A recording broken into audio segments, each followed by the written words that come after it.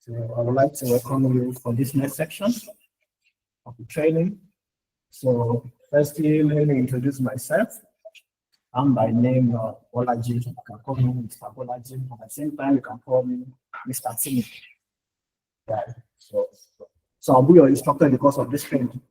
So now I'm a statistician. At the same time, I work as a data scientist and I work as a data analyst, in which I use various data analysis softwares. Then in the course of this class, we'll be dealing with just Excel, Microsoft Excel. We also have other data analysis software like Power BI. We have Tableau. We have Python. We have SAS. We have a lot of them. And every data analysis software have their own limitations.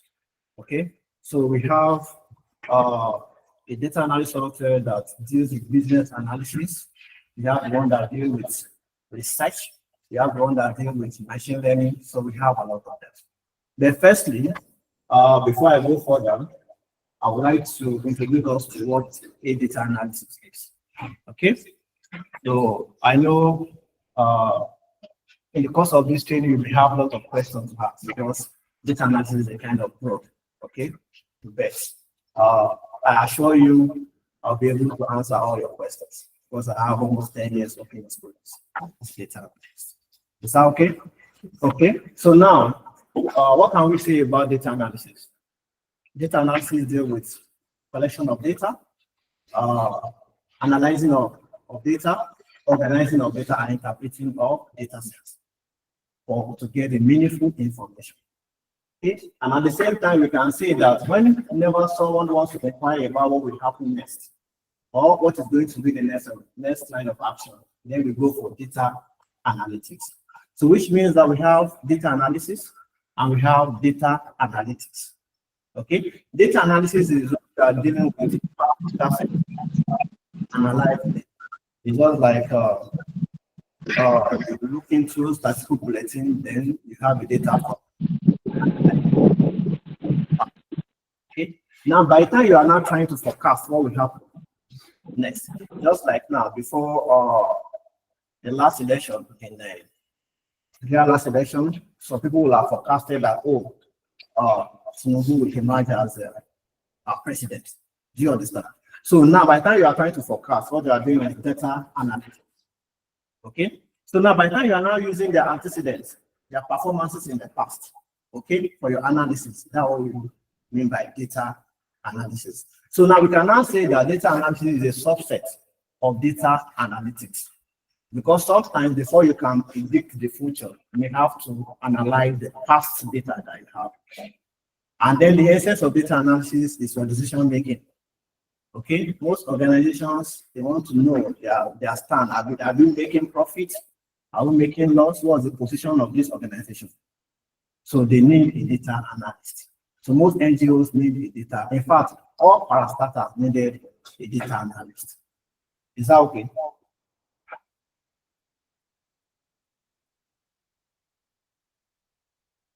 So we have a classical data analysis and we have exploratory data analysis.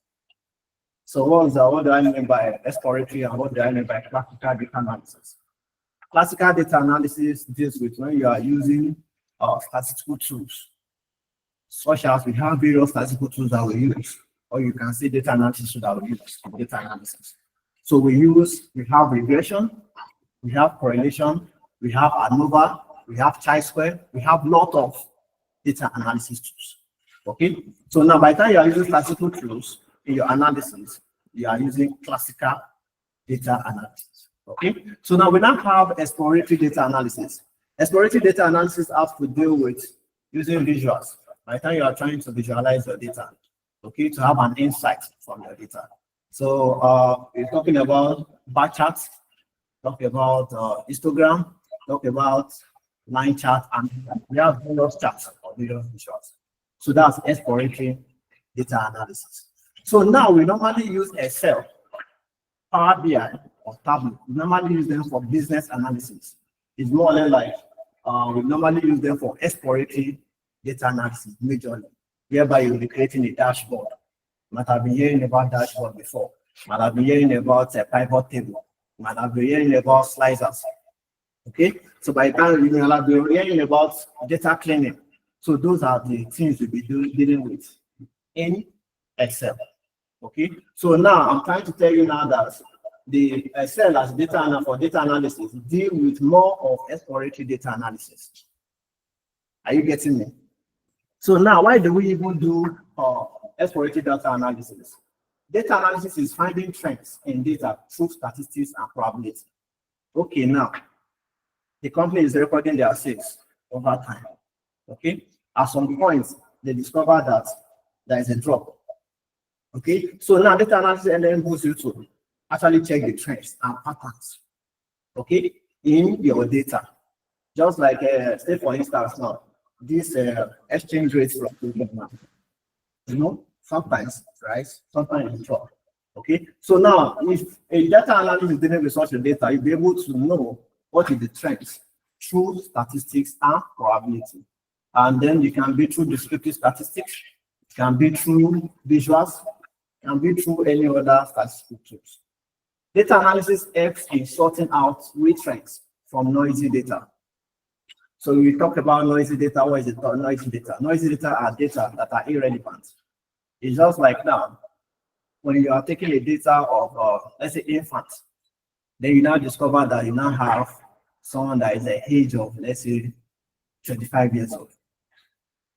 Is that data supposed to be there? No, that's what we mean by noisy data. Noisy data is more like a weed growing in on a farm. Okay, so now that's the noisy data. So with data analysis, you'll be able to sort out the real trends from irrelevant data. So from there, you know that it's by mistake that you have that 25 years age among the data. Then it can be discarded. Is that okay? So you can say noisy data is usually irrelevant data in a data set. And for classical data analysis, the sequence is, before you go into analysis, the first thing is you have to identify a problem. If there is no problem, you are not solving it. If you are not solving any problem, there's no cause for analyzing of any data. Okay, so now you have to identify a problem. After identifying a problem, the next thing is collect a data based on that problem. Imagine, see what is happening in the US now. All the decisions that Donald Trump is taking now is based on the past data sets that they have, that they're hatching up. Are you getting me? So now they've analyzed all those data, they've seen their weaknesses, they've seen their strengths, then they are making decisions based on those analyses. You'll be hearing, oh, there's nothing like bilateral relationship, there's nothing like we are withdrawing the subsidy we pay to NGOs, we are withdrawing this, we are withdrawing that. Do you think they are just taking those decisions? No. They will have analyzed data and see that, oh, this is where we are going wrong. This is what we can do. You understand? So now, by the time you now identify a problem, you collect the data based on that problem. So you collecting the data based on that problem, your data can be either a secondary data or it can be a primary data. A secondary data is data that is already made. If you have the data already, you just go to maybe, just like immigration can have their details of people that are going to one country to another, can get those data from them. That's the secondary data. Okay, but the primary data is the data that you are collecting at the fresh hand. It can be through interview, it can be through observation method, it can be through questionnaire. That's primary data. Okay, so now either you are dealing with secondary data or using primary data, you will look for a way to get your data, because that's what you'll be working with. So after getting your data, the next thing is to model your data. So you model your data, it can be through regression model, it can be through logistic model. We have various ways that you can model your data. Okay, after modeling your data, then you analyze it. And after analyzing, then you arrive at a conclusion. And whenever you arrive at a conclusion, then the next thing is you can make recommendations or take decisions. Okay, so classical data analysis is an approach of philosophy for analyzing data using techniques like we have maximized insight into data sets, We have extract important variables. We have detect outliers and anomalies, and we have text underlying assumptions. Let me take them one after the other. Okay. Maximize insight into a data set. Sometimes organization can give you a data without even giving you any objectives. But normally, if you have been given a data, they will tell you these are the aim, these are the aims, this is the aim, and these are the objectives. Okay, you as a data analyst, you'll be working based on the objectives. So they might give you, we have a data on income and expenditure. What we are interested in is that we want to know, is it that the rate at which we are spending, is it the same rate we are, is it the rate, the rate, the income is coming in, is it the same rate we are spending out? Is there any relationship between our the income and expenditure? So what will be our income, or what will be our expenses if our income is, let's say, 20 million or so? Or what will be our income in the next 10 years? Are you getting me? So now maximizing insight into data set means that looking inward into meaningful information you can extract from the data set. That's maximize insight. And some organizations will tell you, oh, give us an insight from this data. You now look into, you study the data, then you make sure that you understand the data, then from the data, you now bring out various analysis that will be useful to the organization. That will mean by insight. Is that okay? So those that are online, hope you are following up. Hope I'm not too fast. Let me try. Hello. I can't hear from you. Hope I'm not too fast. Yes, we No, are yeah, with you, sir. Yes, sir, we are following. You are following. Okay. Yes, So sir. any challenge? No, sir. Okay. No. All right. That's so you're a bit fast. a bit fast. Okay. No Yes. problem.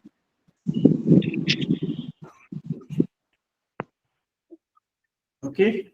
So I'm trying to take my time to explain all this so that by the time we go further, we have an overview of what we are actually doing. Okay. So now we have extract important variables. So we have voluminous data. So in which important variables are variable of interest. Just like as I mentioned, income, let's say we are dealing with income and expenditure, we now have here, those are your variables.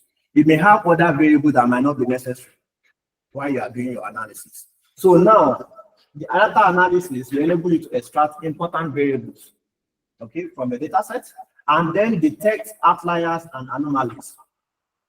What is outliers? Outliers are data that are extreme from your data set. Just like the example I gave you. Oh, you discovered that you have someone that is 25 years old while you are dealing with data over an infant. By the time you plot that graph, let's say you plot an histogram graph, it's going to be at an extreme end. Do you understand? So now, such a data now is an outlier. We call it an outlier. That's the statistical terms that we use for it. Is that okay? And then we have text underlying assumptions. In data analysis, especially when you are dealing with classical data analysis, it's just like a patient that goes to an hospital for checkup. Let's say, oh, I'm having a headache, complaining of headache. The doctor will tell you that we cannot actually conclude that it's an headache that you have unless you undergo series of tests. You might say, go and do this test, go and do this other test. So now it is one of those tests that they will now conclude that it's actually an headache that you have. If it's not headache, they will say maybe it's malaria or something. Are you getting it? Same thing applicable to data. In data analysis, before you can conclude that, oh, I'm using this particular data analysis tools, it will have satisfied some assumptions. Are you with me? So now remember, I've mentioned some statistical tools. I said we have regression analysis, we have ANOVA, which is analysis of variance, we have tax, we have a lot of them. So now the assumption is now talking about when do you use them? Oh, if you are dealing with regression now, you have the data, you want to use regression analysis. The assumption is that there must be linear relationship between dependent variable and an independent variable, which means that for you to use a regression analysis on a data, there must be a data that is dependent on another. And what did I mean by dependency? It's just like now, I said income, expenditure. So which one is depending on the other? Is it income that is depending on your expenses or your expenses depending on your income? Yes. So now we can now say that expenses is dependent variable. And we now say your income is independent variable. Are you with me? So now if we now want to establish relationship between the two, so now since it has satisfied the assumption of the regression, we use the linear regression for the analysis. Are you getting my point now? So we have assumption for various data analysis tools. You don't just decide that, oh, I want to use this analysis. I want to do this. Is that okay? Any question on that?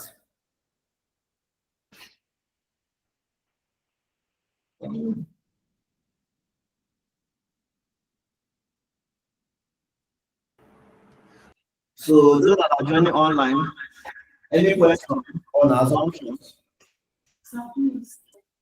You say something about identifying the collects Yes, data. data. Okay. What are they talking about? You said?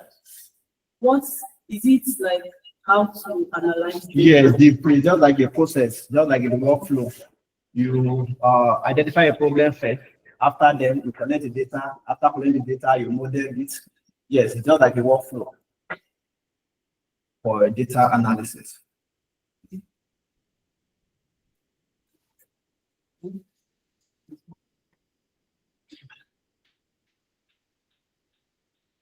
Okay. We talked about this. No. Let's now try and differentiate between the classical and exploratory data analysis. Okay.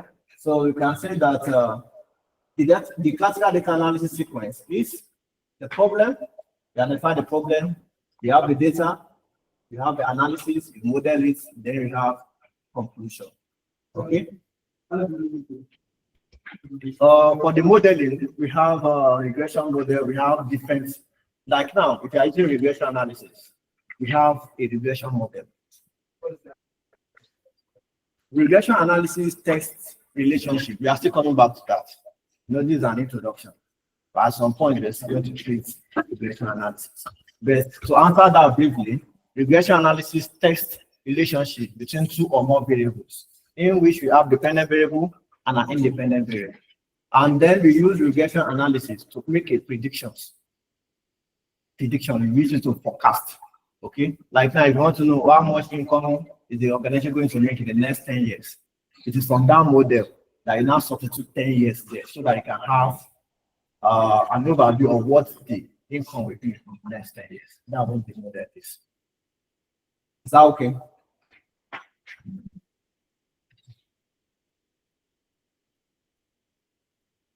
Okay, so now let's consider a simple data set which contains data of people belonging to mobile.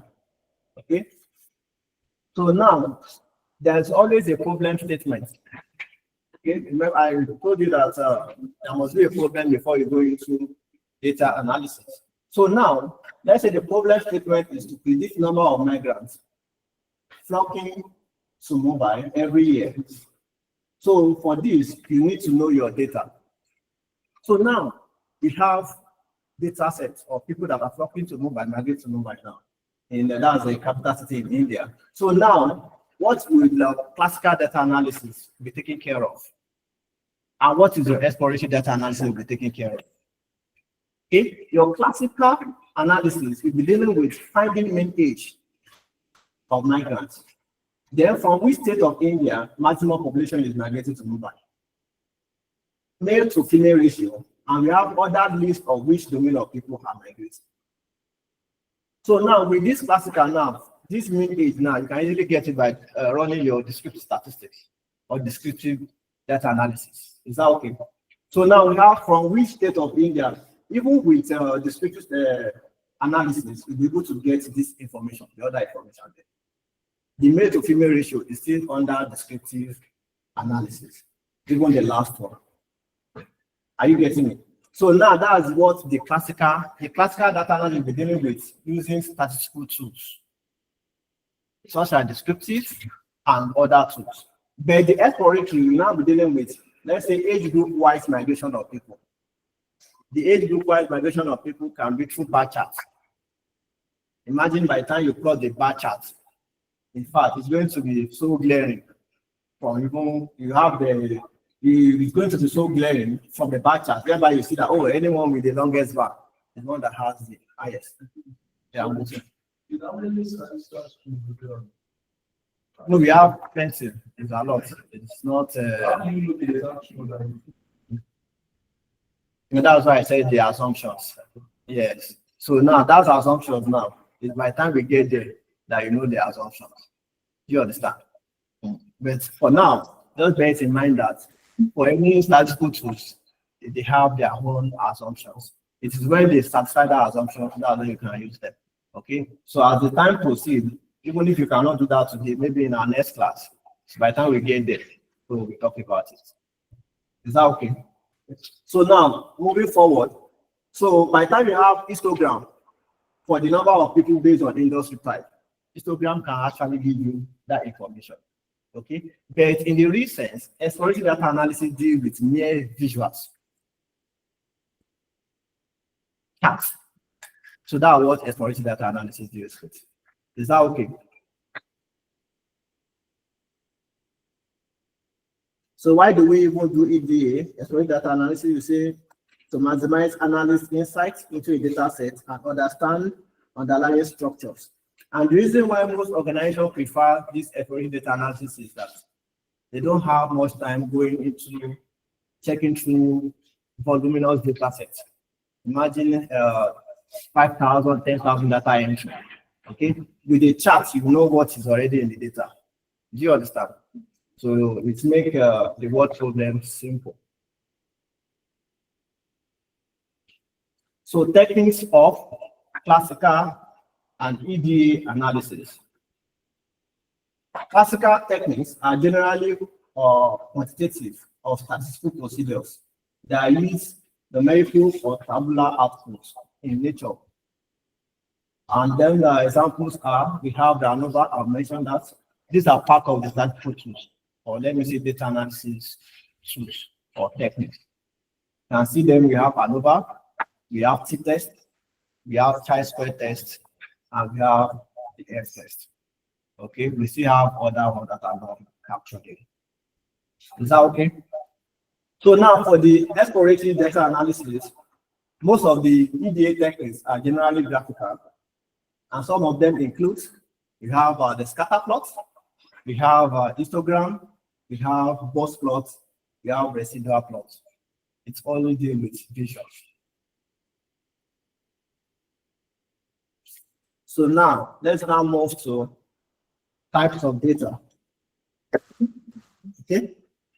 So for types of data, we have two types of data. Okay. We have the qualitative data and we have the quantitative data. Okay. So what are the differences between the two?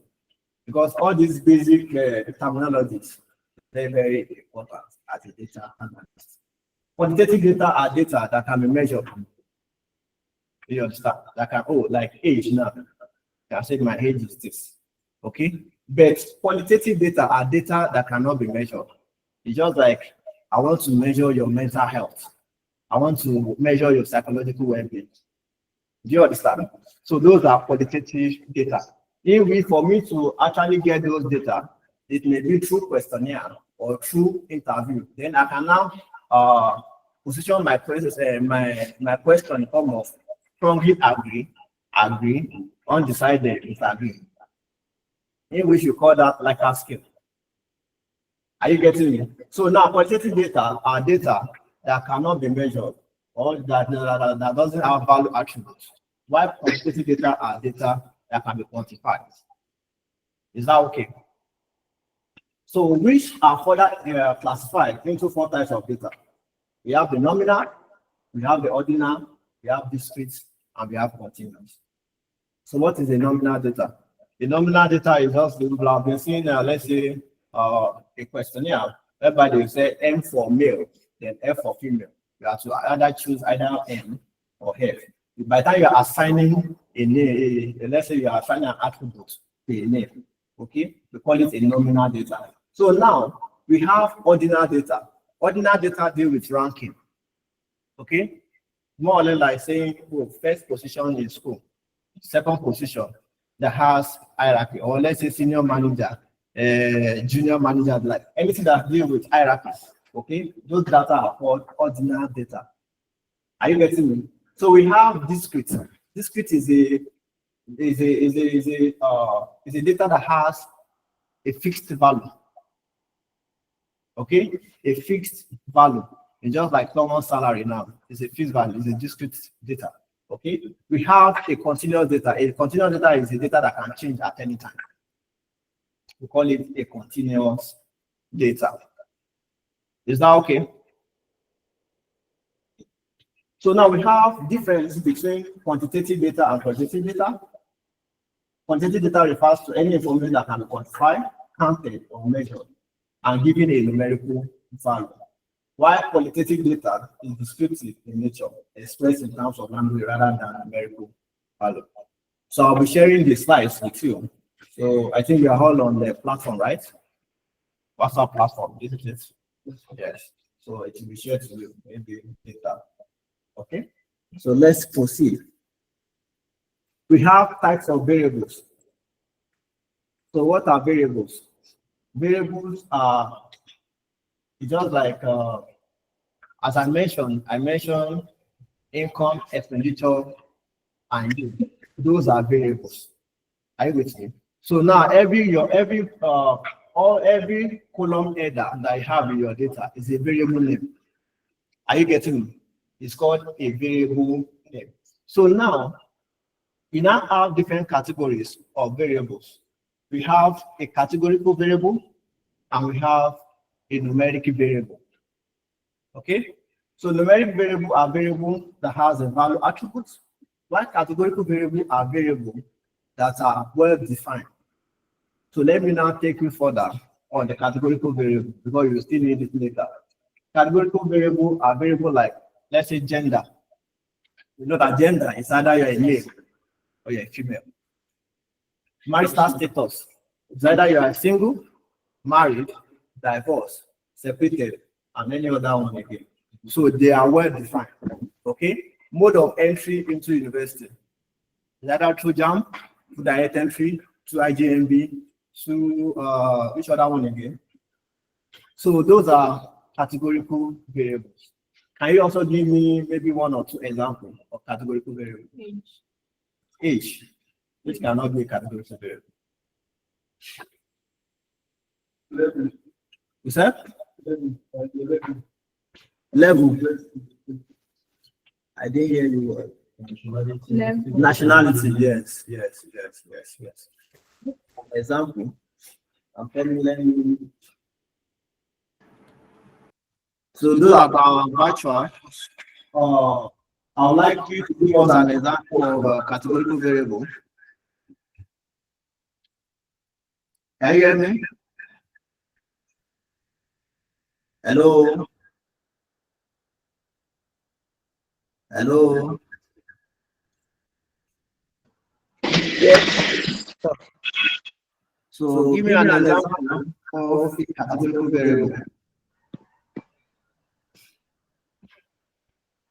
So those are doing not virtually. I'm referring to you. Hello.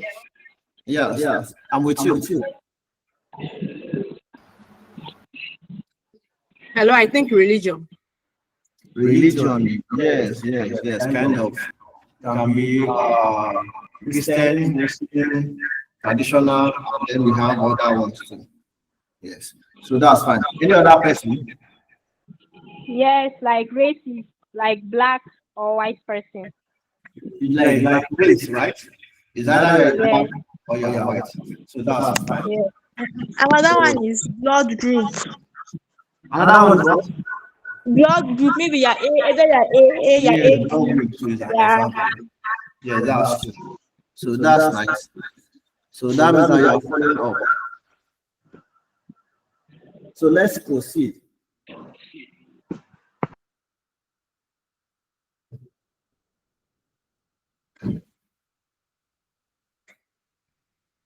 So I've talked about, then we now have each category is then classified into two subcategories. So I've talked about the nominal, either nominal or ordinal for categorical variable. Then we have discrete or continuous for numeric variables. Okay. Let's move to the next slide.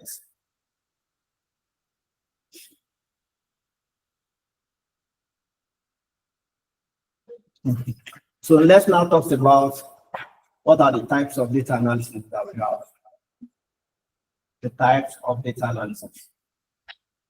So basically, we have descriptive data analysis, we have diagnostic data analysis, we have predictive data analysis, and we have prescriptive data analysis. Okay, so what do I mean by descriptive data analysis? Imagine if you are collecting the data, let's say you are collecting on data on, let's say, all these sensors, okay, and then you are doing end counts. Then you now discover from your data that the female to male ratio, the female to male ratio is very high. The numbers of female that you get from your data is so high from the male. So we may want to check the data that, oh, we want to know, describe the data. Okay, so which of the districts is having more male than female, or which of the districts having more female than the male?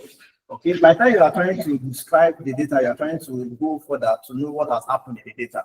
What you are trying to do is describing the data. We call it descriptive data analysis.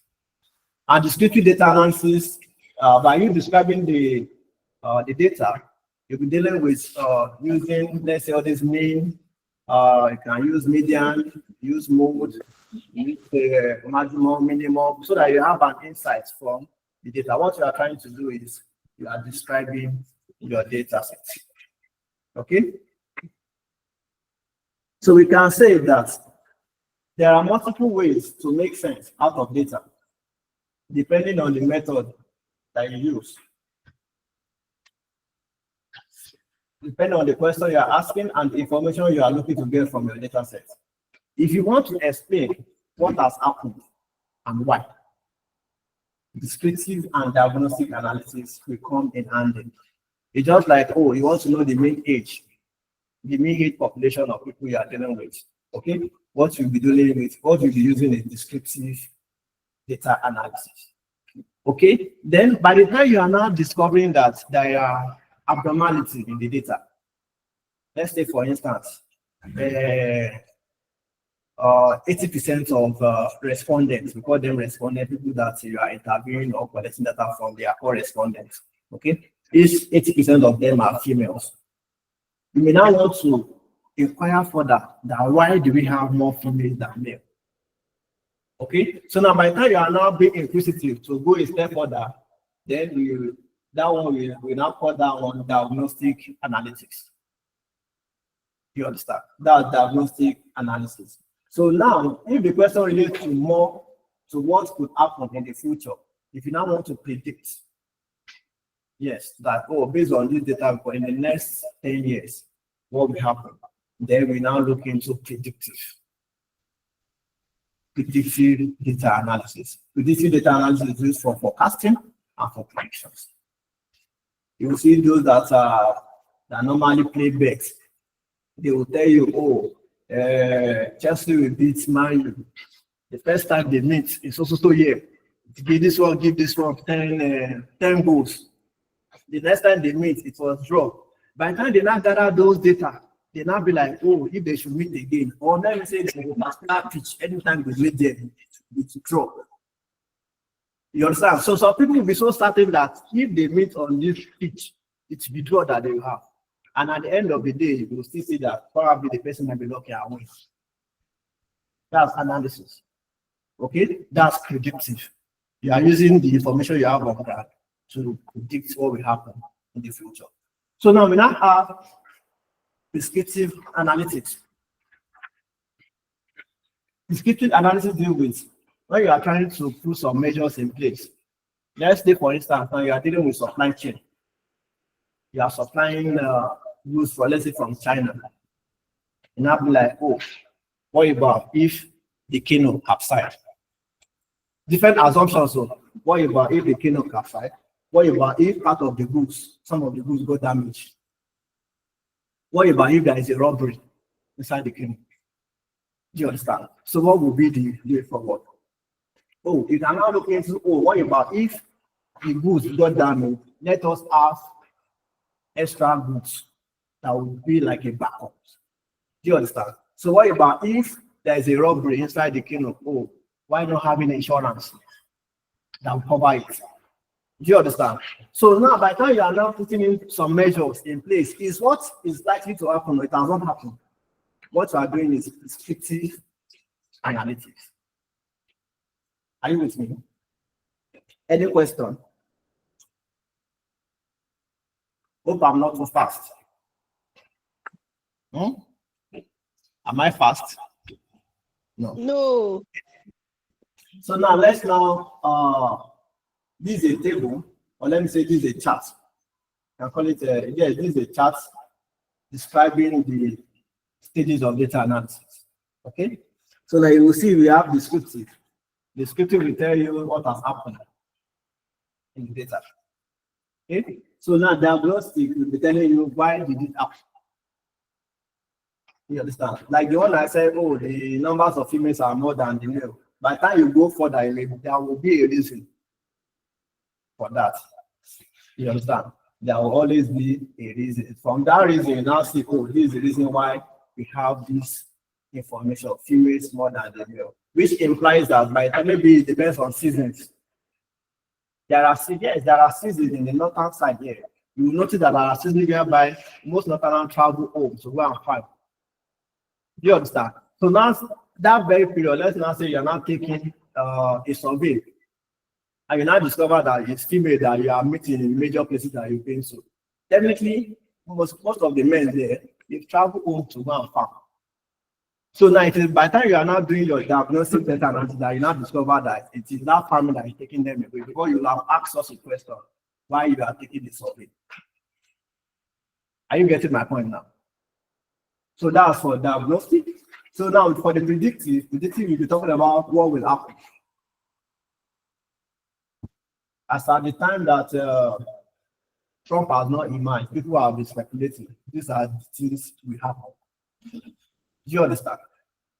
So it is because of, even during his campaign, he has mentioned so many things. I imagine within a short time, things have started changing. Okay, different policies are changing within a short time. Okay, which has been analyzed even before now. So that's predictive. We'll be able to know what will happen. Okay, so now we have descriptive. Descriptive talks about what should I do. By the time you are now making some measures, putting some measures in place in case if this happens. As a data analyst, in fact, you cannot, even when you are working with a company, you don't resign with a company unless you see a job that is not secure. You understand? Because you will have analyzed that way about if the company that wants to employ you, maybe they are not strong enough. What about if they should fold up within a short time or something happen? Or they decide to relocate. Probably maybe they come from maybe South Africa or something. Do you understand? So now that prescriptive will enable you to secure, to take a rightful decision. Do you understand? So that's what prescriptive data analysis does. It gives you enable you to take decision, and we have decision automation. And then by the time you take your decision, then you take action. Okay. Yeah, I'm waiting. You said? I'm predictive. Descriptive and descriptive. You said they were similar. Because you say about prescriptive, it's like trying to make research for future, for what might happen in the future. If this company is going to figure out or change the allocation, I feel like it's also like predictive. Predictive will only forecast, but it will state the measures to combat it if it happens. Do you understand?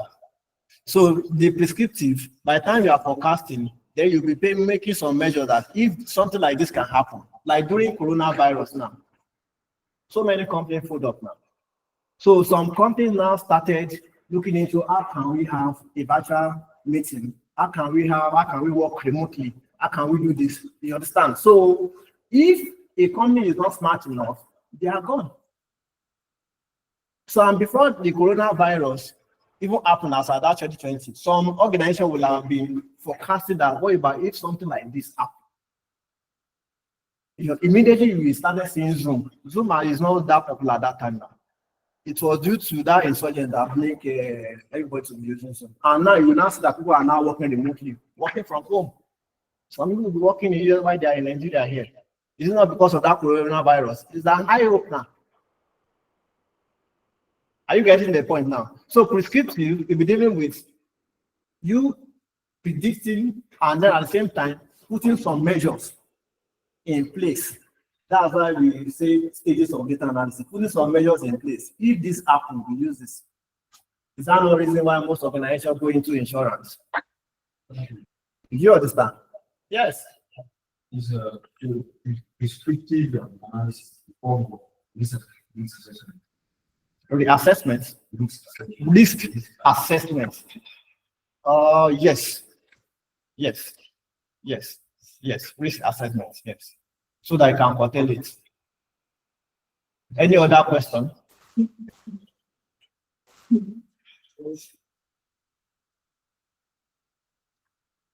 Those that are online, is there any question? Is there any question regarding the types of data analysis? Is it clear enough? Hello? Yes. Yes, it is. Is it clear? Yes, sir. Any question? Yes, sir. Yes, sir. Okay, so we can proceed, right? Yes, we can proceed. Okay, so that's fine.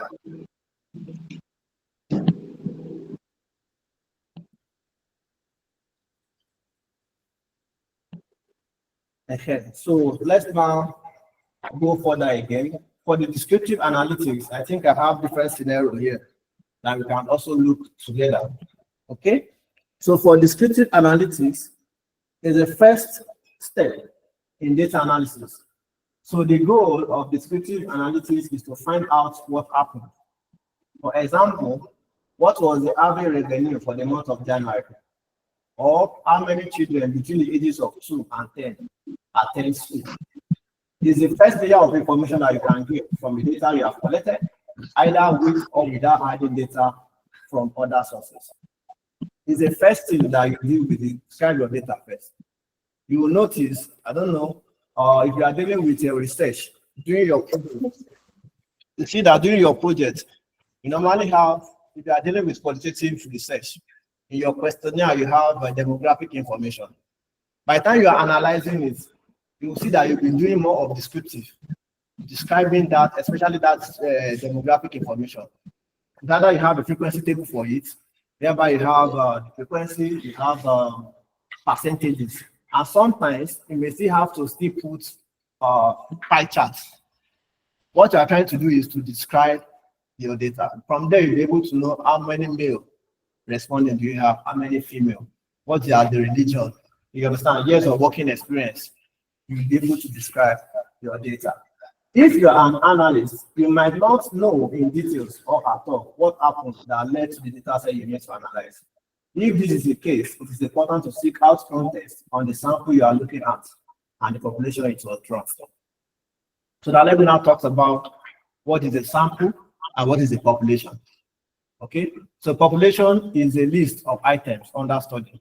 Just like as we are here now, so we constitute a population. Okay, by the time I'm now selecting, let's say, 3 persons out of all, that constitutes a sample. So there must be a true representative of the entire population. Is that okay? So let's say, for instance, now we want to take a survey in the north. Does that mean that we include everybody in the north into the survey? No. We pick randomly. Maybe in the Niger State, we need social number of people. In let's say Kaduna, we need social number of people. So those are the samples. And we use the sample to generalize for the entire population. So if you're a project officer or a program manager, you may already have a good idea of the information your data contains. You may have been involved in data collection, perhaps even the sample, and you might have knowledge of what went well and what didn't. Questions that are important to keep in mind when looking at descriptive statistics are: did I reach my required sample size? Were there any local conditions that might have influenced my data? Okay. If, for instance, if you are collecting data during the festive period, you have an effect. Okay, because people are traveling. Let's say there are so many scenarios, so many conditions. Weather can have effects on your data collection. Okay. So did I reach my required sample size? For every sample, we always have a sample size. Okay, and then when you are making use of advanced data analysis software, there's a way you can even calculate the sample size manually. You have Fortran formula that we use to calculate the sample size. Okay, in which you use the population number, then you divide it by the formula for that. I can use to get the sample size. Okay, because now if the entire population is 10,000, there is a particular sample size you should be able to reach. You understand? And constitute your sample. Are you getting my point now? So that's a sample size. So by the time you are dealing with descriptive analysis, you should be able to see if you are able to meet up with your required sample size, and also note if there is any local condition that will have influenced your data. We have tables and bar charts. The easiest and quickest way to look into your data is by using frequency tables and bar charts. This only goes for nominal and sometimes ordinal data. Okay. How to design your data for effective data use? Make use of pivot table functions. We have pivot table functions in Excel, and we'll be using it as we proceed. Okay. For example, it allows you to depict a lot of information. Sometimes you notice that you have like 10,000 data entries. Let's say, for instance, like you're dealing with the sales management data. Okay, we have like 10,000 data entry. We have the sales, we have the salesperson, we have outlets, we have products, and we have dates. Now you want to know maybe it's high time for performance appraiser in the organization. They want to know who among this salesperson is making more sales, meeting up. Okay, so from there, and you're having like 10,000 data entries, how will you do it? You can't be scanning through the data one after the other. So now with the help of pivot table will extract that information, whereby you can now have the salesperson, the highest sales across the products, across the outlets. You will now have the summary of everything. From there, you'll be able to know it is Mr. A that is making more sales. Now, say for instance, maybe you want to do promotion. It's very easy. You just pick the person with the highest number of sales. And if you want to do maybe how do they call this? Maybe you want to post, yes. Let's say you want to do posting. Now, someone that is in the north now that is making sales for you in the north than the other people, then you now post the person to the south. The person might have a strength that is enjoying there. Probably maybe the person can speak Hausa very well. Or someone that is in the south that is making more sales, maybe you can speak Igbo. You get the point now. So those are the things that data analysis will bring into your notice by the time you're analyzing the data. Are you getting it? So now if you now want to take decision towards you want to post a staff to a particular region and all that, now consider based on their sales and their performances. Pivot table. We're going to talk about that. Okay. So now we have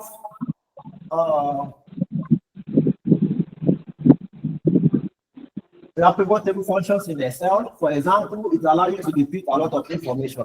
So this will give you an idea of the characteristics of the respondent. A derivation in this characteristics can give you insights into the variable set out to measure and your potential findings. After looking at sample characteristics, you can start looking over the of variables of interest. So for diagnostic data analysis, that one talks about why did this happen. So when you have an overview of what is in your data, that's after you've described your data, and what your sample looks like, you might want to know why certain things are happening. Maybe you find that in one district, far less children attend school than in the other districts.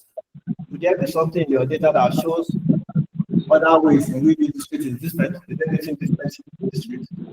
Okay, with the basic analytics, you can go one step deeper and ask the question why it happened. To see why certain behavior is observed, we can look at a combination of variables. For example, which district has the most unimproved water sources? Is it primarily women who are reporting on walking distance?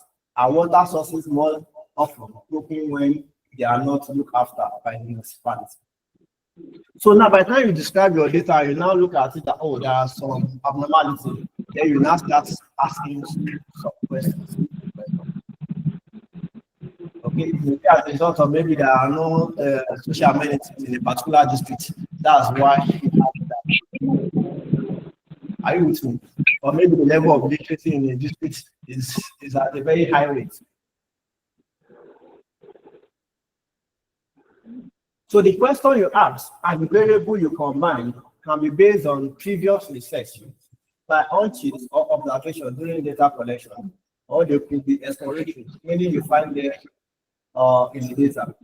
When you are working with the sample data, the distinction between how you get to this sample is very important. You might have had a reason to investigate water source ownership. For example, qualitative research shows you that the local municipality is under staff. So from there, you can now see maybe part of the reason is because of being under staff. When you formulate a research question, when you are dealing with a research, especially those that are written project, when you are dealing with a research, you know that you normally have your aim and objectives, and from the objective, you have research questions. Okay, so now research questions are the questions you wanted to actually answer, which are the purpose of the research. Okay, and an accompanying hypothesis in advance. And for your research question, there's always an hypothetical statement, which will either be accepted or be rejected. Okay, so and you have a representative sample. You can test whether a representative can be confirmed using statistical inference. And statistical inference means when you are drawing conclusions about the population while you are using the sample. Is that okay? So let's now look into predictive. We've talked about that before. For predictive, we said we use it to forecast. And then example of statistical tools we use majorly for predicting predictive analysis is regression. Okay, in fact, regression analysis is the basis of machine learning and artificial intelligence.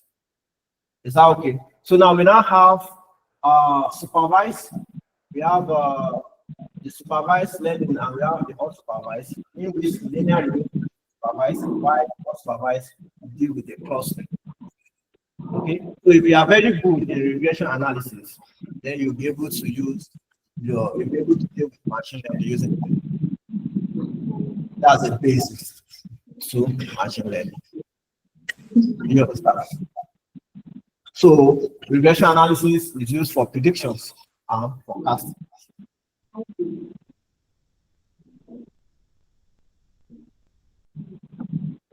So let's see example. Let's say you collected data about water source.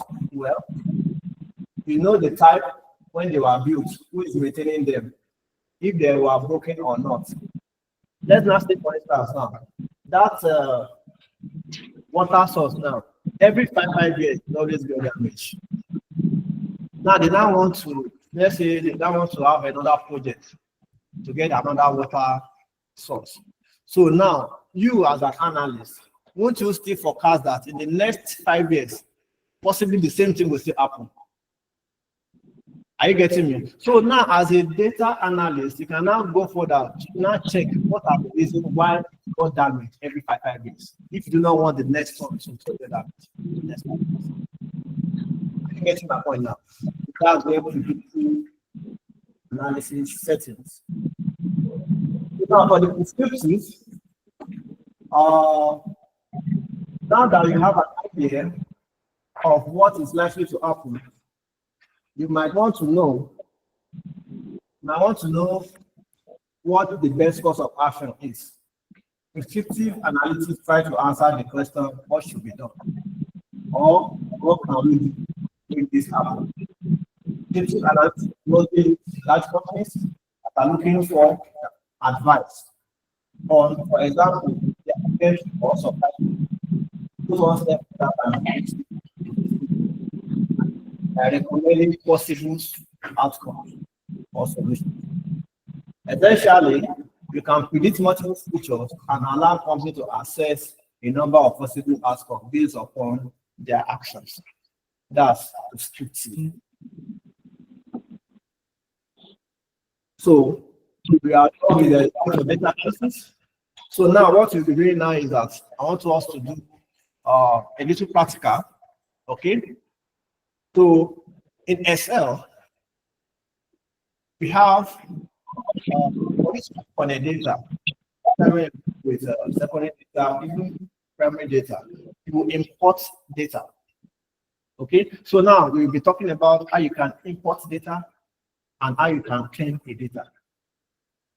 Okay, the first stage of data analysis is importation of data and data cleaning. Are you with me? And data cleaning. So now that's what we'll be dealing with now. So and then in cleaning your data, the tools that we use for cleaning data in Excel is called Power Query Editor. You make use of Power Query Editor. Is that okay? So now let me open my Excel. I hope you all have a laptop. How many of us is with laptop here? You said? Yes, you can share it. Let me still send you another.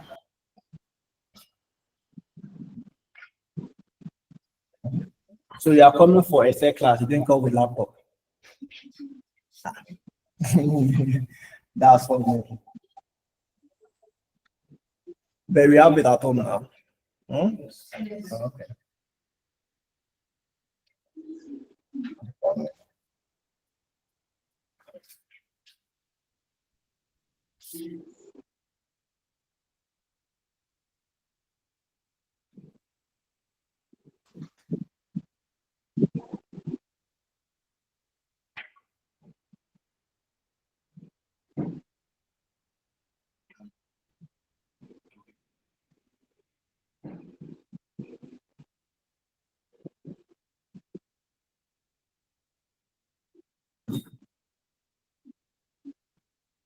So you can share the sales management data, the one I just forwarded to.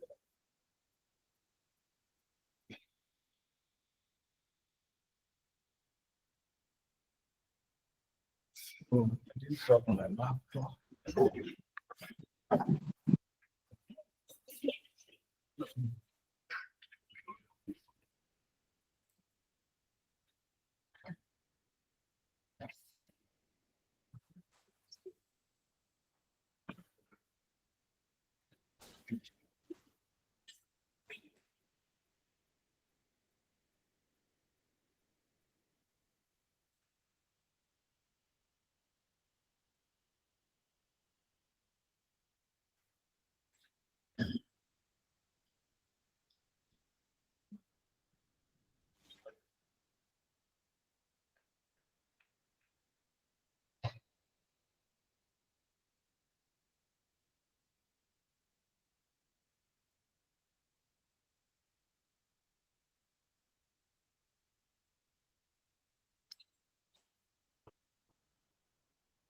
This one.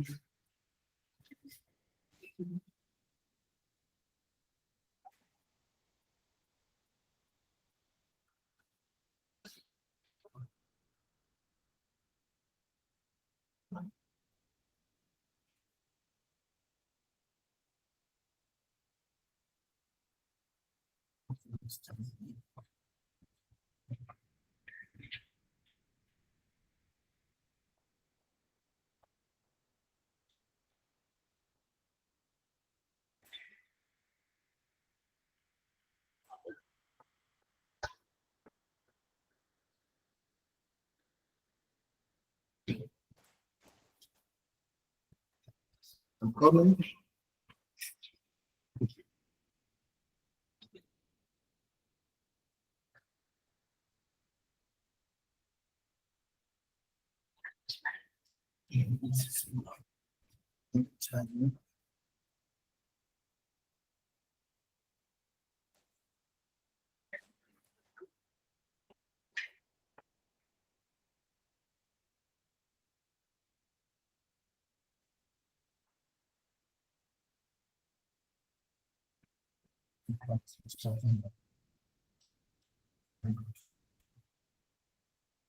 So for those that are online, do you have any question?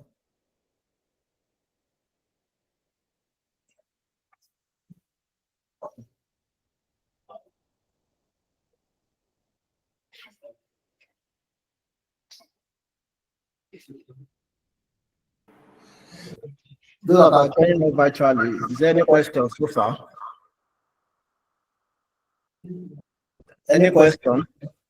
Because we want to start with the practical now, and then I've already sent the data. So the data is sales management. So we want to deal with how you can import data into your Excel.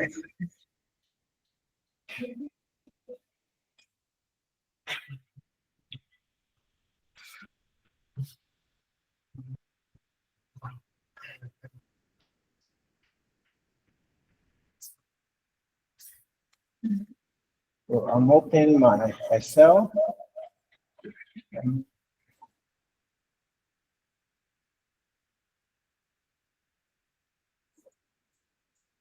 Okay. So this is my Excel sheet.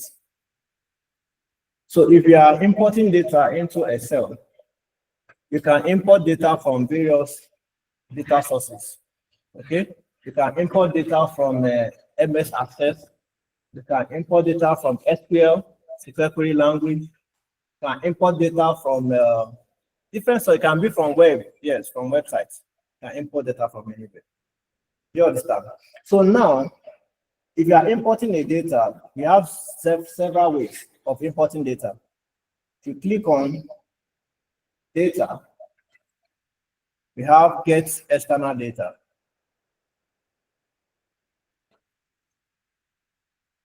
Under the get external data, so we have from access, that's if you have a data that is stored in access. Access is a database management for storing files. Okay, it works just like the SQL also works. Okay, it's for storing the database, and database software takes more voluminous data than Excel. You can have 20,000 data stored in it. You can have 10,000 data entry, yes, in it. In fact, I think there is a limit to the numbers of data entry that Excel too can contain. Is that okay? So now we have, if I didn't have any access file here, so can import from MS Access. You can import from web. If you are importing from web, you are going to put the URL.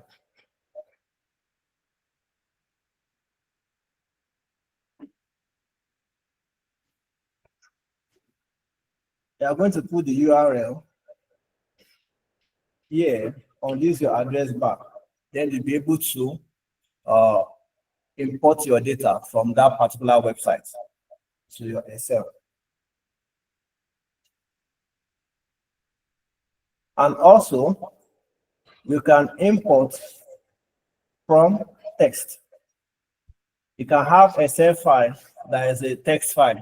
I think you'll have been seeing TXT file. Okay, put that text file. If you have it in your desktop, you go to the file location, you pick it, and you import it.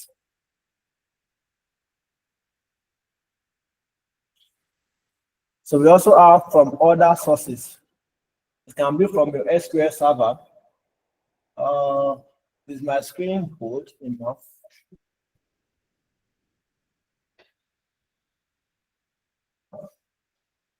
Let me ask people that are online if they are saying.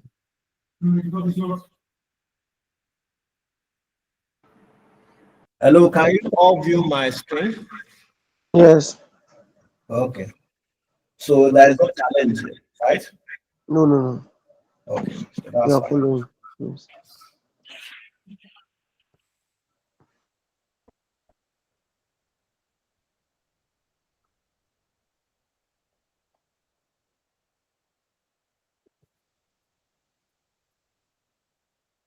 So we have from other sources.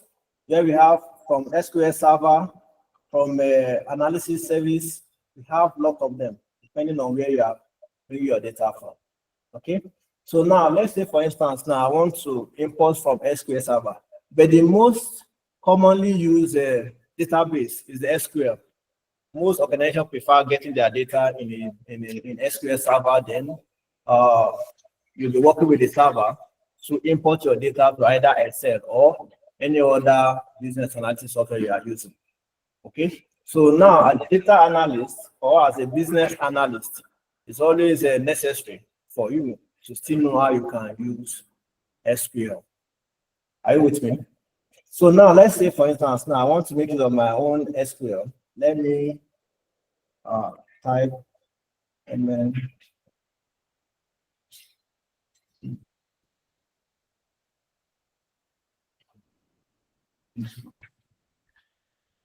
SQL Server Management Studio. I make use of Microsoft SQL. So we also have PostgreSQL. Yeah, you have a question. What's your question?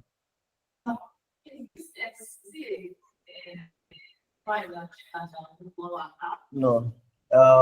It's an application that you have to install. Yeah, you have to install it.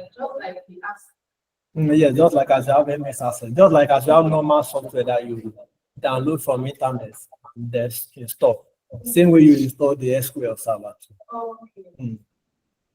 Okay, so now if you are not importing from that SQL server, then there will be a server name.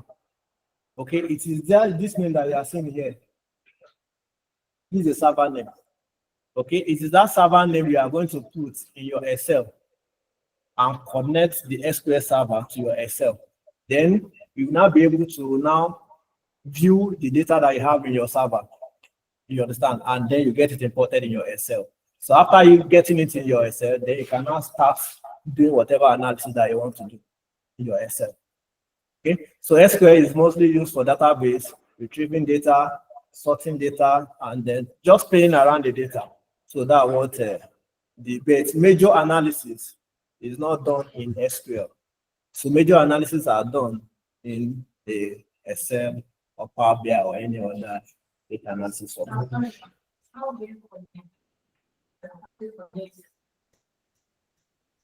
With the Excel. So that's what I want to do now. So though you may not have an access to the SQL server, okay, but I just want to show you in case, so that you may have an access to the SQL server, maybe after the class or something, so that you'll be able to see how it works. Do you understand? So that's why I'm doing it here, because the process of installation is even long for SQL server. So I'm not doing that. Okay. So now this is my own. I use Microsoft SQL. We have MySQL, we have PostgreSQL, and I think we have Oracle too. Oracle is a database also. So all those ones have database data for databases. You understand? It's not compulsory, post B, all of them. It's a particular syntax. The work is a SQL query language. It's just like if you are doing programming now, some will say I prefer using Sublime Text. Some will say I prefer to use Notepad++. Some will say I prefer to use, there are a lot of ID that we use for all those programming. Are you getting me? Same thing applicable to SQL. Some may say, oh, I prefer using Postgre because maybe if I'm writing my syntax, it makes it easy for me. Some will say, oh, I prefer to use Microsoft SQL because I'm used to it. Do you understand? It's only little differences that are there, but that the syntax are almost the same. Is that okay? So now let me copy this. Or before I copy it, I will connect to the SQL server first. So this is SQL server. So now I'm copying.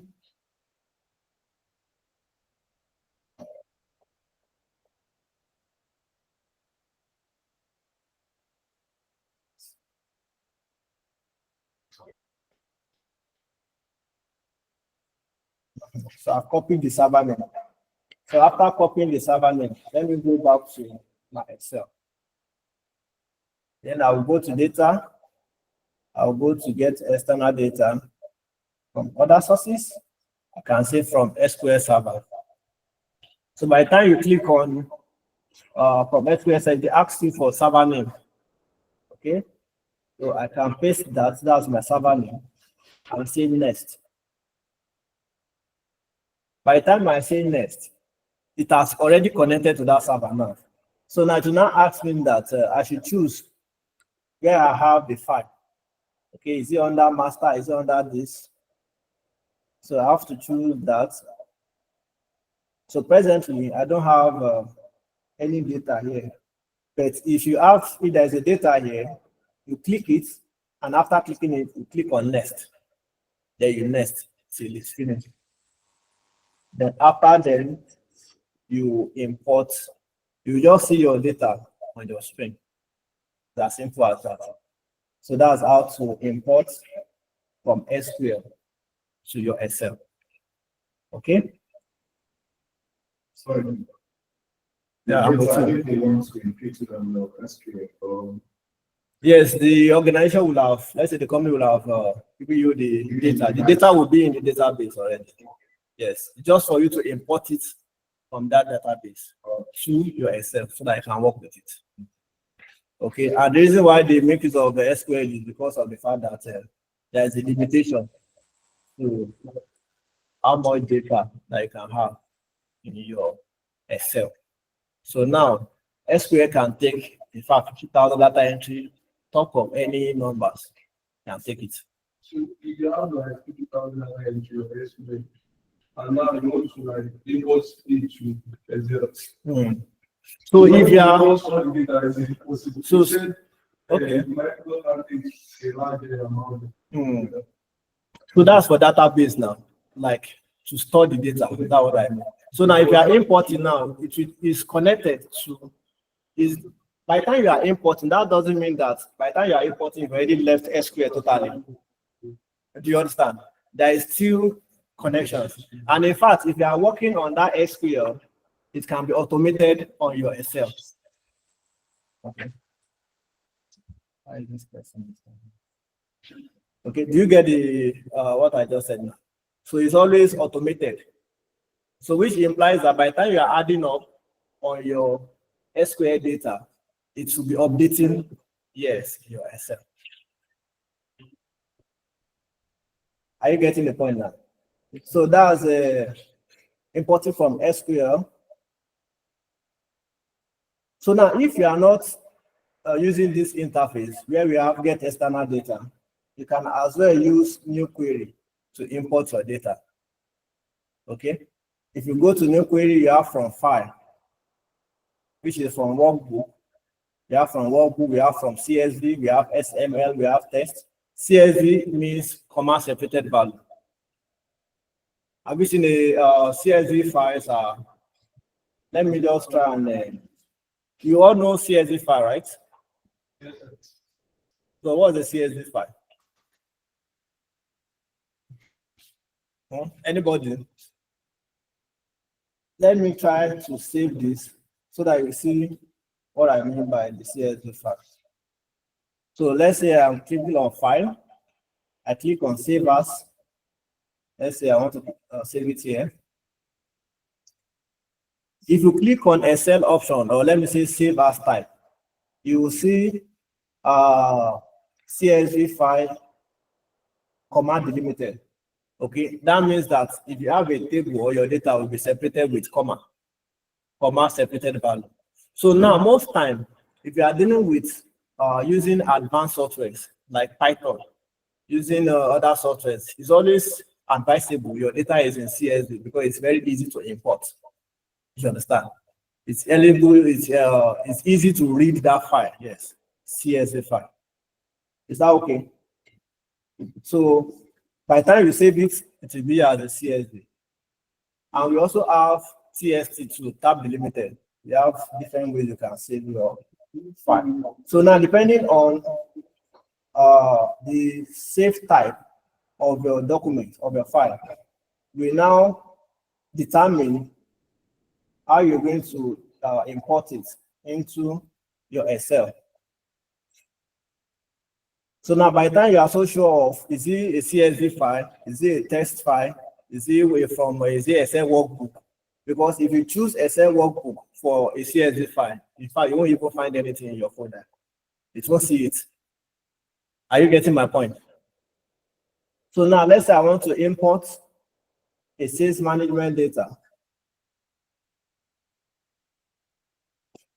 I click on import.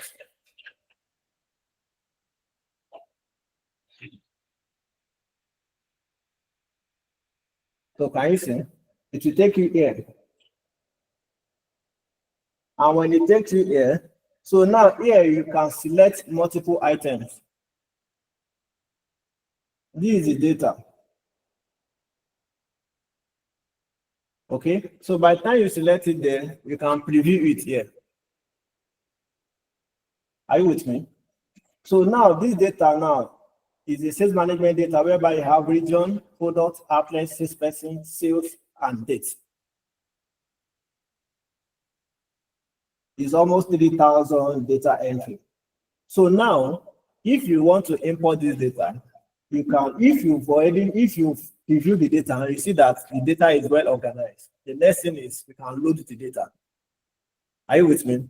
Then after previewing, if you discover that the data is not clean enough for analysis, then you can go further to clean the data. Okay, so cleaning the data means that you now go to edit. If you, depending on the version of Excel you are using, mine is showing edit here.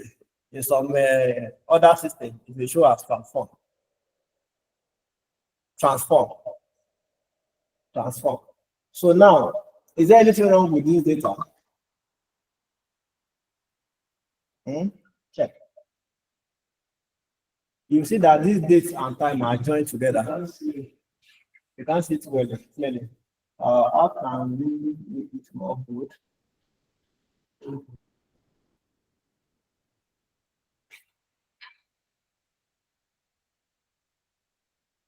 Let me out the data online. So those are virtually. Can you view my screen? Is it clear enough? Well, green, but it's not very clear. It's not very clear. Yes, sir. But you are following the explanation, right? Yes, sir. Yes, we are following. The screen is no Then you well. have the laptop there? No, sir. No. So before let's say come to our next class, make sure you get your laptop ready. Is that okay? Because a tech class is not actually a theory class. Do you understand? Especially except for data analysis. It's a practical hands-on training. Is that clear? Yes, sir. Yes, very, very clear. Okay, so that's fine.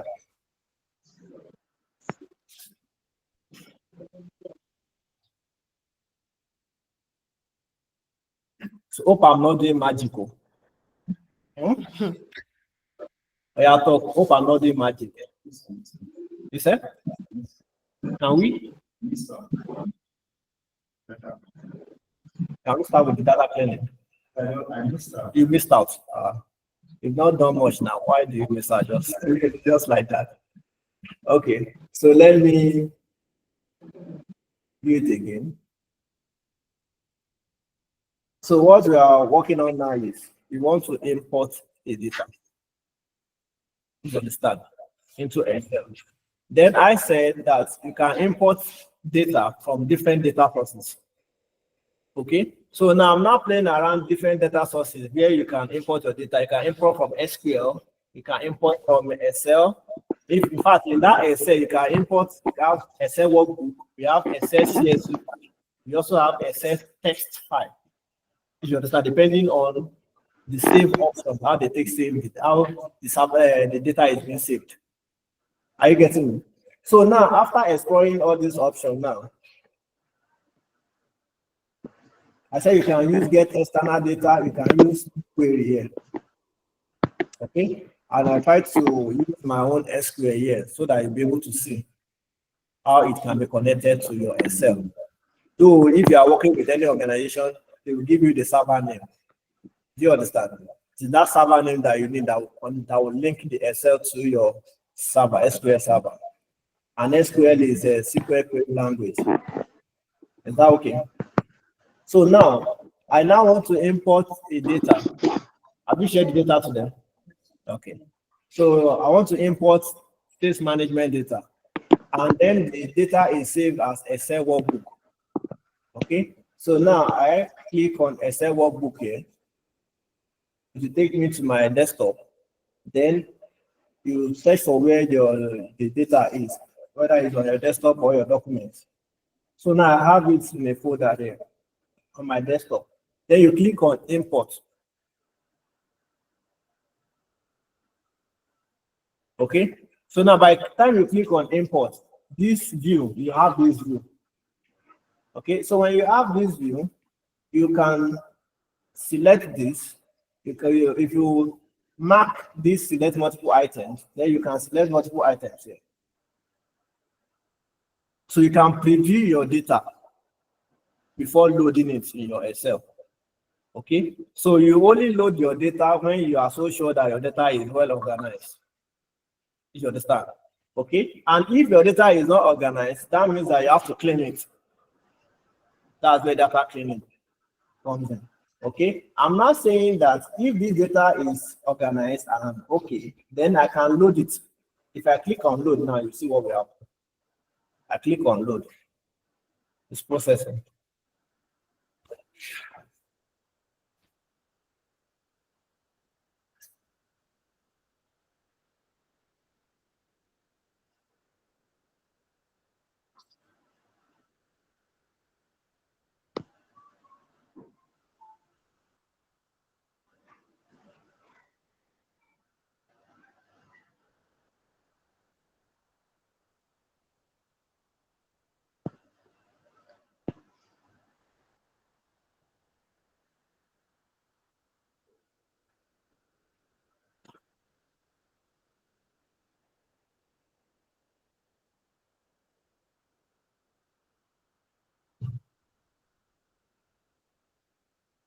It's supposed to load the data.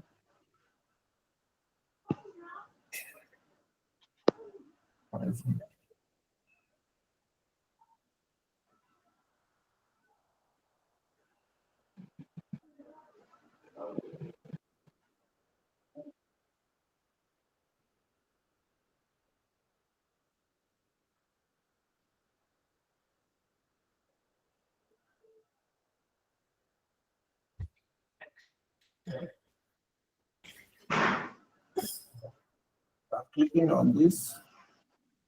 So I select this management data, I click load. Then option. Say load.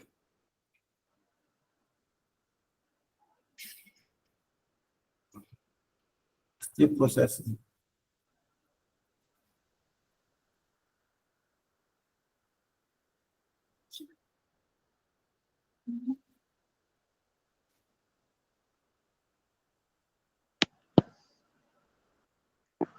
Or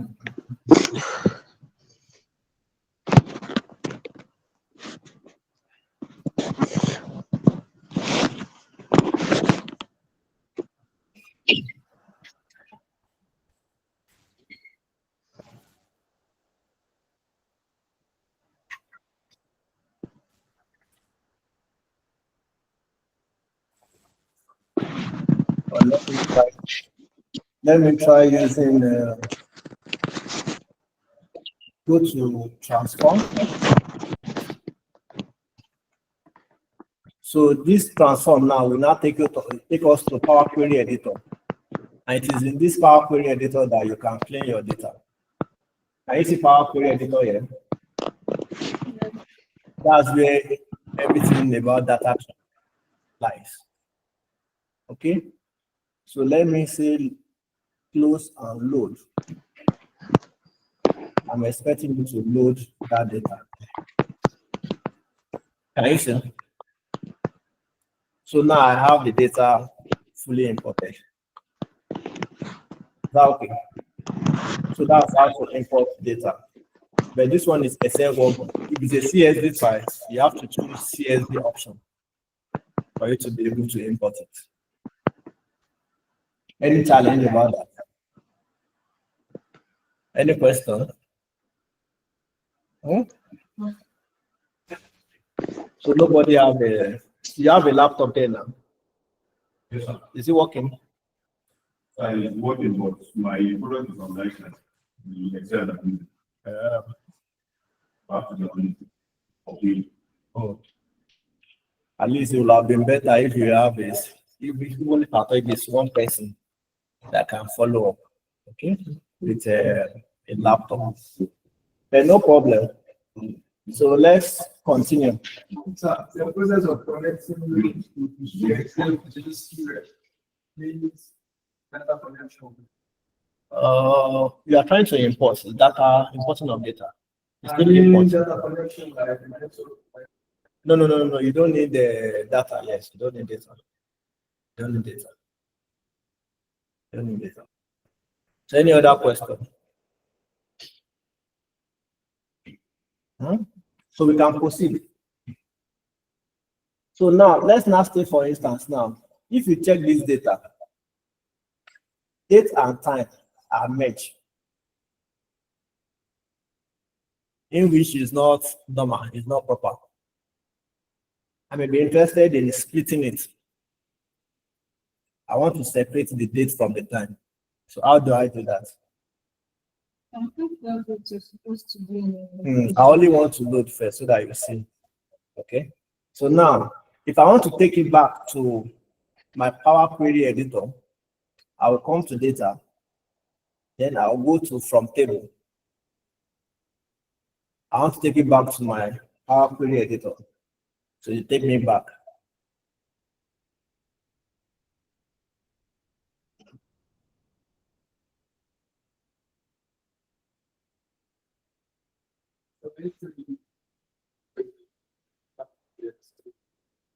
Anything you do here? like any correction Any yes, adjustment you make on the Power Query editor, by the time you load it to be affected. So it's taking me to Power Query editor. Still loading.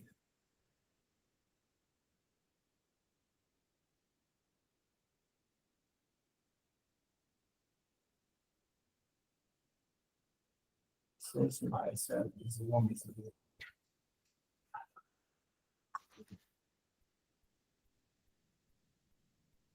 if I close the data, not seeing it.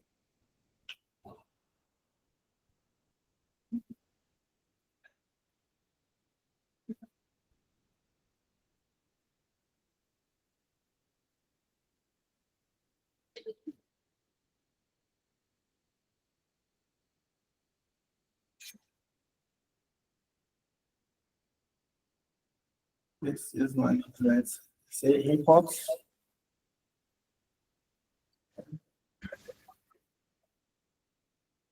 Click on select multiple items. Then I go to edit. So that to take me to Power Query Editor. So now, this is my Power Query Editor now. So let me take you through the overview. Are you with me? So now this O, under O, that's where you have, you can choose column. If I click on choose column, it asks me to select the column I want to choose. Let's say I click OK. You see that the one that are marked or the one that are selected. Okay. So now in this Power Query Editor, all your steps while you are cleaning your data will be outlined under your apply steps here. This is the apply steps. Whatever you do while cleaning your data will be shown here.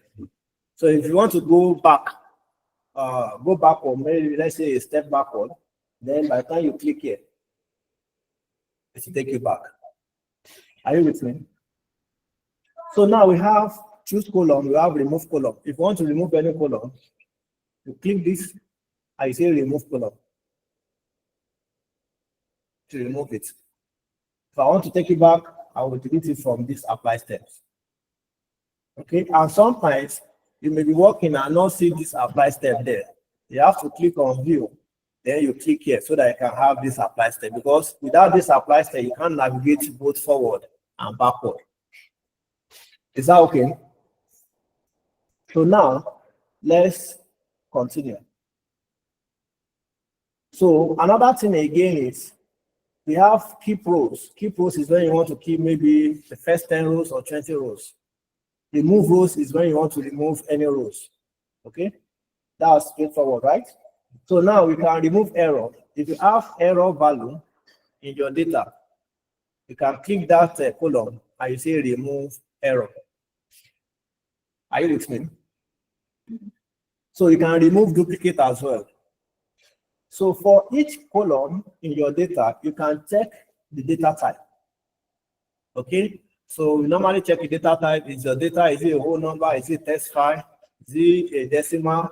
If you are using programming, you say, oh, is it a string? Is it float? Is it this? Those are data types. Okay, so now you check this. By the time you click on the column, you select the data type. This is a text. This product is a text. You check if it has the right data type. Can you see where my cursor is? So now this outlet, you check, does it have the right data type? This salesperson, does it have the right data type? Sales is whole number, yes. This date now, you can see it's having date and time. So now for us to now split this date and time, I will go to split column. So when I go to split column, to that ribbon that has a split column, we have by delimiter, and we also have by number of characters. By delimiter means that that date and time being joined together, if it's separated with comma or any symbols, anywhere you see that comma, you should divide it. That's what by delimiter means. By number of character means that by the time it counts the number of characters, let's say after first 8 characters, then it should split. What I'm saying is that, yeah, were you lost?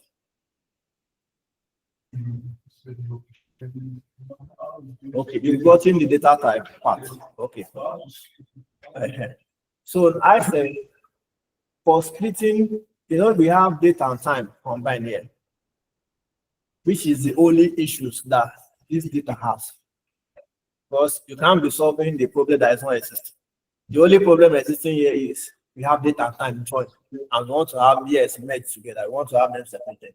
So Naina said that using the split column, if you are making use of Power BI has more options in the splitting column. But here we have just 2, which is by delimiter or by number of characters. And I said the option by delimiter means that as it's combined, anywhere there is a separation using comma, you should cut it off from there. That's what it means.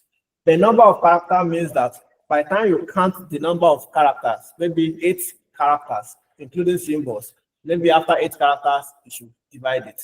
That's what it means. Okay, so here now, I want to make use of characters. If I count this 1, this slash is 2, this 2 is 3, 4, 5, 6, 7, 8. These 8 characters before we now have space before the time. So now I can now come here and say by number of characters, it will ask me number of characters. Then I will say 8. And I say 8. If I'm clicking on once as far left as possible, means that it should count that 8 from the left here. Okay, 1, 2, 3, 4, 5, 6, 7, 8. Then the split where the 8 ends. So you can see it has splitted it. So now we have the date separated from the time. So I can double click on the date and put date. And I can double click on the time here and put time.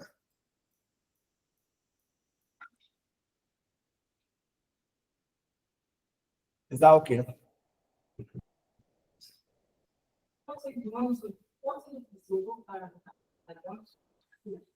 If it is,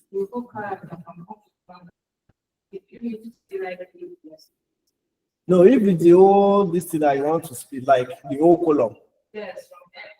By the time that's the same thing you do now. By the time you click it, it highlights all. Everything. Even if it is 10,000 data, it will highlight all. By the time you click on that column, it will highlight all. Oh, yes. Okay, now let me slow down now. Can you see that everything is highlighted?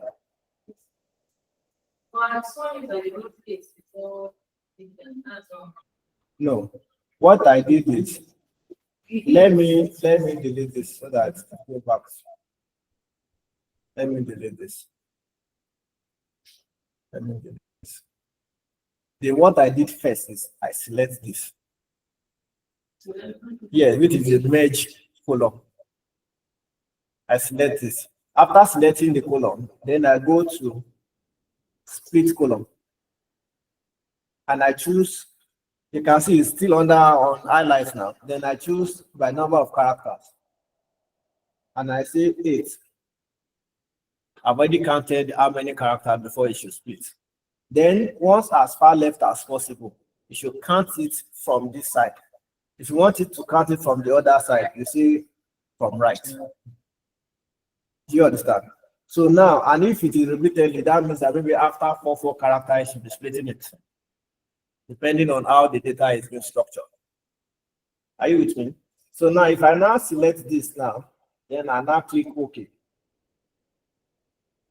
Because it has splitted it.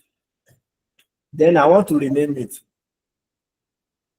For me to rename it, I double click here. I'll say date. And I will come here. I'll say time.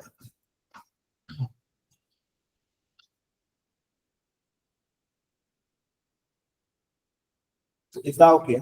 So after doing this now, then I can load it.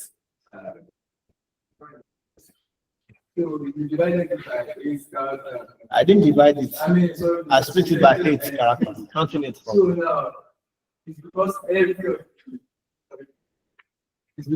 every of these are 8. So, but if you have some places whereby it's 9, where this one has 1, maybe there's 0 behind it. That may So are you not going work. to do it manually or? That may not work. The using 8 as a fixed system might not work for that. You might use another method. It may be maybe by comma or something. Do you understand? Or you make manual adjustment so that they can be rhymed. Because there are situations whereby you may have a date that will have maybe 01 slash something. Do you understand? So there are cases like that. Any other question? Let me ask from those online. Hello, any question? Those of you that are joining us online, is there any question? Do you understand how We are not created we are not color? even seeing the screen again. I don't know. You said what? So Picture. any question? Is it quietly understood? We are not seeing the screen. It's only your picture that we are seeing. What do you say? Can you hear me? I can hear you. Hello? You see, we are not seeing. We are not even seeing the Because I screen. was It's only giving your you picture a that I'm project I'm seeing. that you have to clean the data. So it's better you ask your question now. You Because said at the end of the class, there will be an assessment. yes, Sorry, that's what I'm saying. We are only. I mean, personally, I'm seeing your picture. I'm not seeing the screen again. The Excel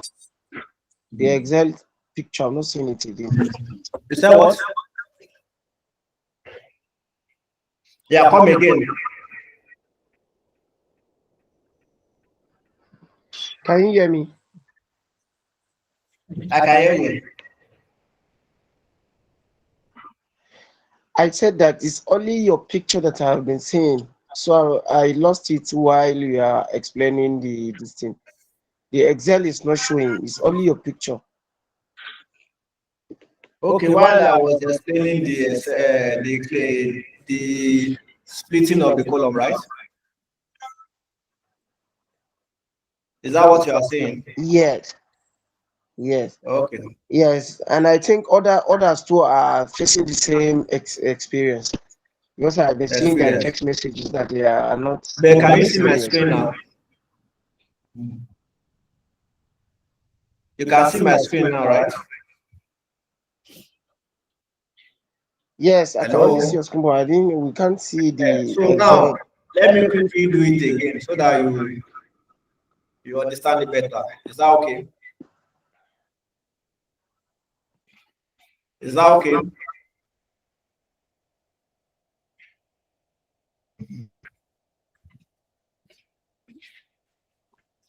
So let me go back one step.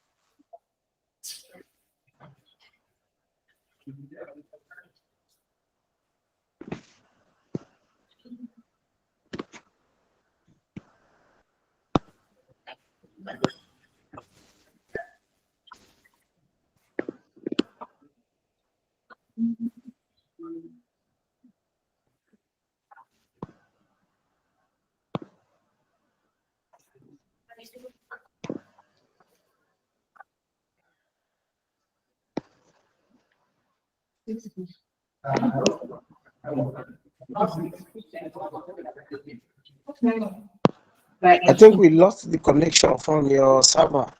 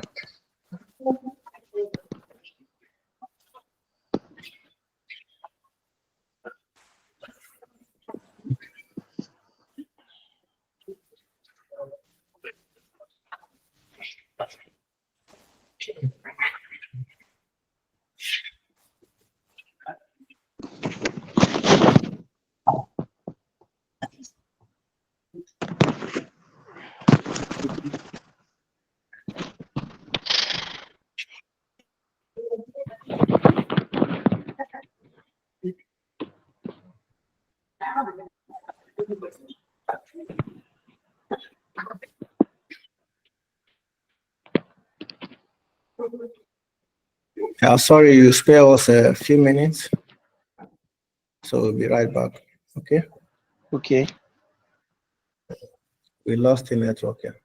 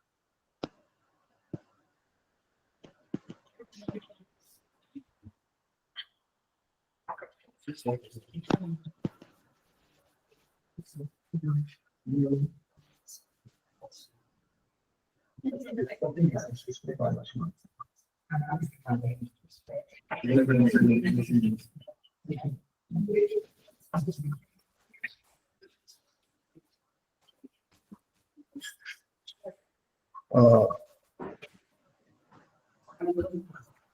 hello. Wait, what?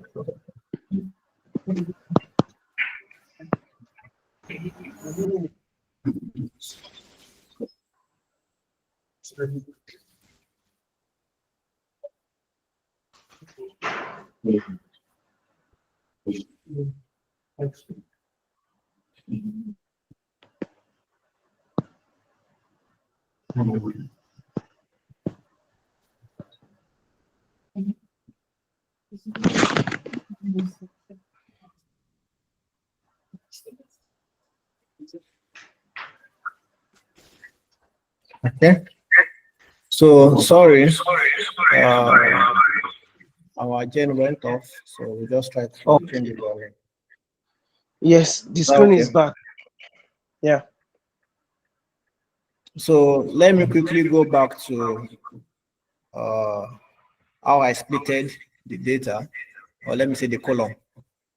So let me go back one step by clicking here on my apply step. So I want everybody to be on the same page now. I select the date, especially those that are joining us virtually. Okay. Yes. I selected the column. After selecting the column, I click on split column. Under the split column, we have either by delimiter or you are splitting by number of characters. Okay. So now if you check this data now, this is not separated, maybe it's not separated with a comma or let's say full stop or slash or anything. So the best option is to use number of characters. So which is, if I count this from here, from my left hand side, this is 1, 2, 3, 4, 5, 6, 7, 8. You are counting the slash with it. Is that okay? Yes. So now I click on number of characters, but you have to select that column first. Okay. Then I put 8 here. After putting 8 then it should split it from the left, counting the 8 from the left. That's why I choose ones as far left as possible. If you wanted to count it from the other side, that means that you'll be choosing as far right as possible. Is that okay? So I repeatedly means that maybe after 4 characters or 8 characters, it should be separating it. Is that okay? Yeah. Then we click OK. By the time you click OK, it will automatically split the data, the column rather, to date and time. So I can double click on the date to rename it. And I can double click on the time to put the time. Is that okay? Yeah. So that's how to split column. Then in the situation whereby you want to make your row as your header, you're going to select use first row as header. Okay. I see. Yes. So that's how to resolve splitting of a column. So in which that's the only challenge we have here. Okay. Yeah. So now let me click here and load it.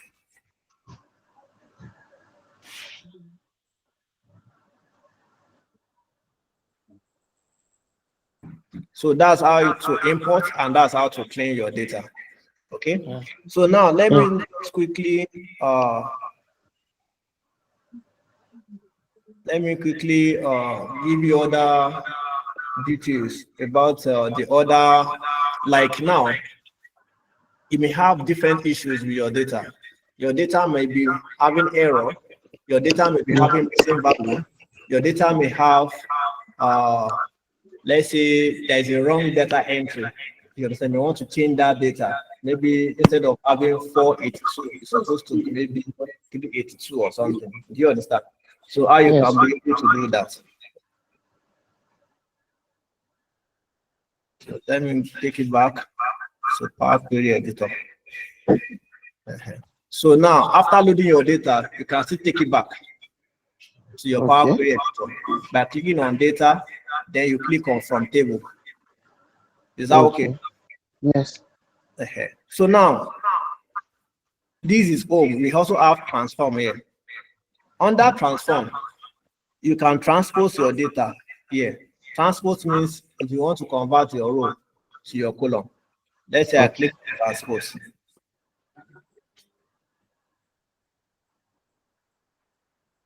It's loading. You can see it has converted my row to column. So let me delete it. So you can count your rows. If you click on count rows,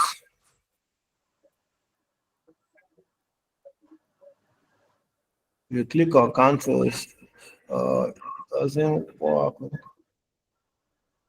Let me take it back.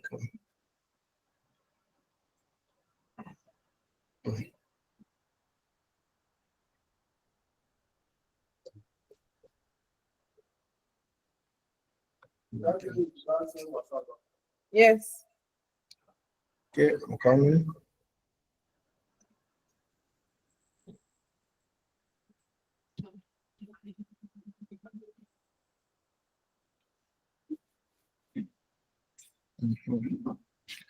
So now under transform here, you can replace value. Let's take for instance, now you want to replace this 213 with a, let's say 231. You can click here and say replace value. You can say 231. So anywhere it sees 213, it will replace it with 231. Can you see it? So now if you have a null value means a missing value. Is more polite, you replace the missing value with 0 so that you won't alter the data. Okay? It's only if it is being said otherwise. Are you getting me? So now if you want to replace a missing value, what you just do is that you click on the column, you go to replace value, you put null, yeah, and you put 0. Yeah, that means that you are replacing null value with 0. And if you are replacing error also, you can easily put error here. And again, if you right click here, you can see we have option for replace error. So you put the value for replacing the error. If it is 0, you click 0 there, then you click OK. Is that okay? That's under transform. The last one was like that one shortcut comes. Which one? Right clicking? Yeah. Yes. So you have those options there. If you do not want to select it from the up here. Is that okay? So now again, you have statistics here. If you want to check your average, you want to check your sum. Let's say I want to know the sum of my data. To give you the sum in the, this is the output here. Okay? But you cannot copy it. Even if you copy it, I'm not sure you'll be able to paste it. But you'll be able to view it. Do you understand? So then we can go back. Then if you click on it again, you can check the maximum, the average. So we have standard. Standard means that you can add, you can multiply this data now, this column, you can multiply it by any number, you can divide it by any number, depending on what you want to do. Okay, you may be dealing with an organization data and they say, oh, that particular variable, we want you to divide it by 3, or you want you to multiply it by 4 or something. You understand? So all those ones, you do all those manipulations in your Power Query Editor. Do you understand? So now, if I want to multiply this column by 6, each of them, then I say okay. You can see that it has multiplied by 6. So that's under transform. But we now have add column. Adding column means that you want to have a new column. You want to create a new column. So how do you create a new column? You have index column. Index column is more or less like a serial number. This can take from 0 or take from 1, 1, 2, 3, 4, 5, 6. If I say add index column and I choose from 1, you can say I have 1, 2, 3, 4, 5 like that. So if I should go back to index column and I say custom, it will ask me that my starting, let's say my starting is 1, it should be increasing maybe by 3. That means that the first one will be 1, the next one will be 1 plus 3, that's 4. 4 plus 3 is 7, like that. Can you see? So if you want to duplicate column, you click here. If you want to merge column, you click it here. So now we have statistics here. If I click on sales here, let's say I want to, let me come here on standard. Let's say I want to add 50 to all. I'm adding 50, but instead of working on the main column, it's going to create a new column for it. That's different between the add column here and the transform column here. Are you getting me? So you can as well still work with date and time. For this date now, if you only want to see the year, if you select year, to only show you the year in that column. Here is it. You can see. Are you getting me? So now these are the various options that you can explore while cleaning your data. Okay. So if you want to check for dirty data, you can check it through kaggle.com. KAGGLE.com. So we have various data sets there that you can work with and clean. Any question? Please come again. You said KAGGLE, cargo.com. So that's where you can get any data that you want to work with. KAGGLE, cargo. Okay. So after cleaning your data, then you go to home and then you load it. So I will give you a data that you work on as an exercise, maybe later on data cleaning. Okay, sir. So any questions so far? In today's class now, we are able to talk about what the data analysis is, the types of data analysis. We are able to talk about how you can import data to your Excel from various data sources and how you can clean your data using Power Query Editor. In our next class now, so we'll be dealing with how you can create a dashboard report. Yes, how you can create an interactive dashboard. Okay, how you can make use of pivot table, how you can make use of slicers and some other tools. Okay, sir. Any question? No questions. No question for now, right? Yes, sir. Okay, so that's good. So what about those that are here? Do you have questions? Or is it well explanatory? Okay. Hello. Let me to call you. Can I start here? So you permit me to stop here for today. So Yes, sir. I'll have you around in our next class, by next week Saturday. Thank you very much for the knowledge, sir. So my pleasure. Bye for now.